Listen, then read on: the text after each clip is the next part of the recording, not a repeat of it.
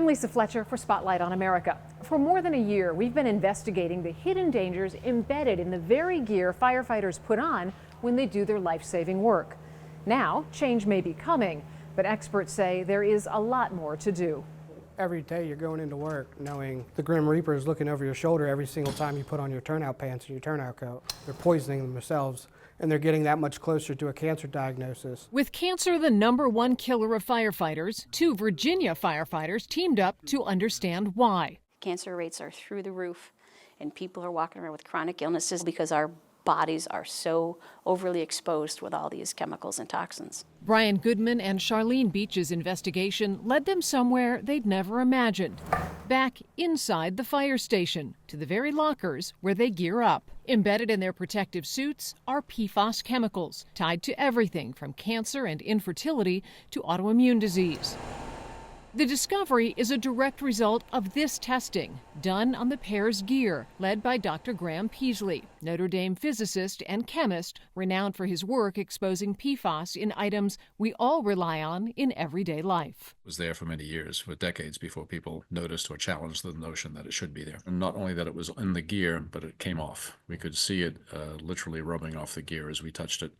And that was concerning to us. Later research showed that wear and tear and heat on the gear can actually cause more PFAS to release. And for every 5-degree increase in body temperature, skin absorption goes up 400%. So we are basically opening up the highway lanes for these chemicals to come into our body and disrupt ourselves. Given the mounting evidence in the 6 years since Peasley's initial discovery, it begs the question why gear continued to be made with PFAS. Some blamed this, a years-old book of standards from the National Fire Protection Association, or NFPA, accused of effectively requiring the use of PFAS in gear for nearly 2 decades. We've buried thousands and thousands of our brothers and sisters from job-related cancer. And to the extent that this standard influenced that, our family members deserve answers. Answers that Ed Kelly, general president of the International Association of Firefighters, is fighting for in a lawsuit against the NFPA on behalf of 300,000 men and women they represent. In the midst of the legal battle, some movement. The NFPA published a new standard that opens the door to options for safer materials, which is now in effect.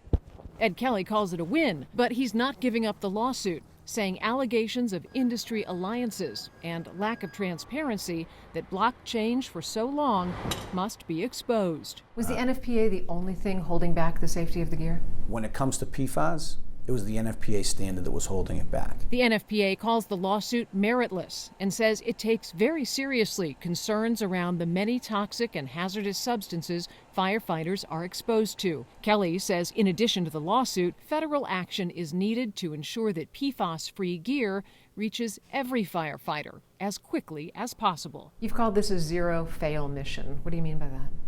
We can't fail. We have to be constantly vigilant to ensure that the gear we're putting on isn't making us sick.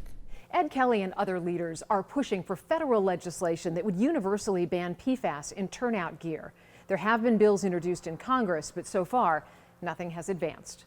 For Spotlight on America, I'm Lisa Fletcher.